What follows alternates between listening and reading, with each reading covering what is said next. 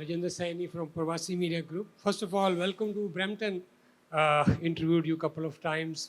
We could talk virtually. We have. It's nice to see you again. Yeah, during COVID 2 times. And welcome to Brampton, first of all. Okay, so my question is that at this time, first of all, we would like to thank federal government for SEBA, wage subsidy, rent subsidy, all these kind of measures. They helped small businesses to stay on.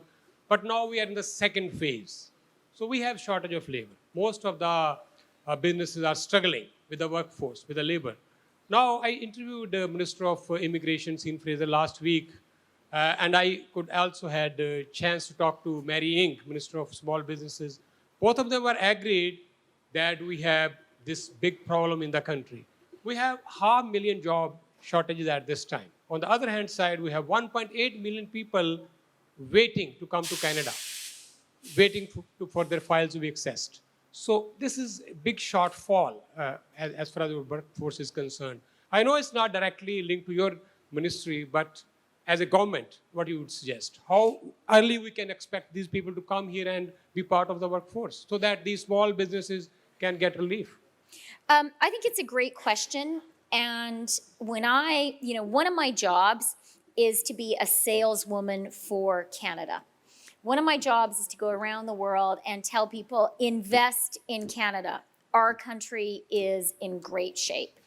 And when I am doing that job, one of the things that I talk about as being a really unique Canadian strength is, we are probably, of all the rich industrialized countries, the one which is the most open to immigration, the one which is the most welcoming of new Canadians. And genuinely, there is a broad national consensus in Canada that new Canadians make our country stronger, more prosperous, and actually just more interesting and more Canadian. That is a huge strength.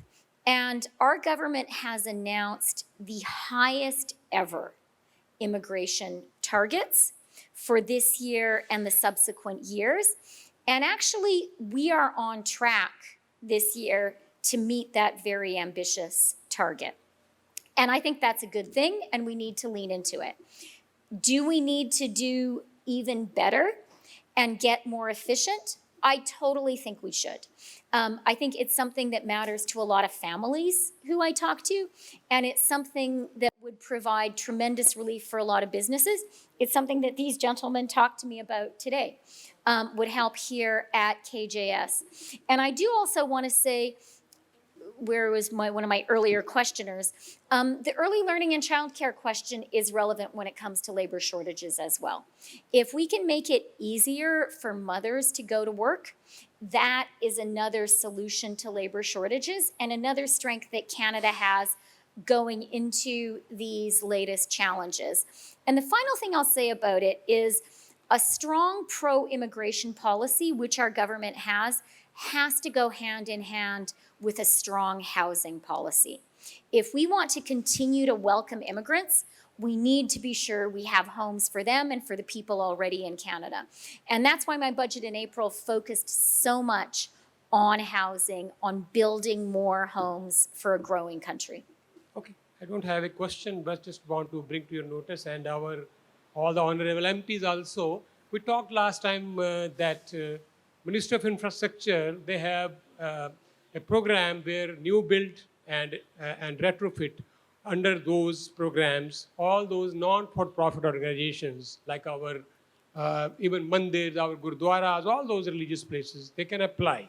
They gave the clarification that yes, if you are using these facilities for community kitchen or these kind of services, you can also come under the ambit of this program. But unfortunately, when we encourage people, more than 150 religious organizations applied all over the country.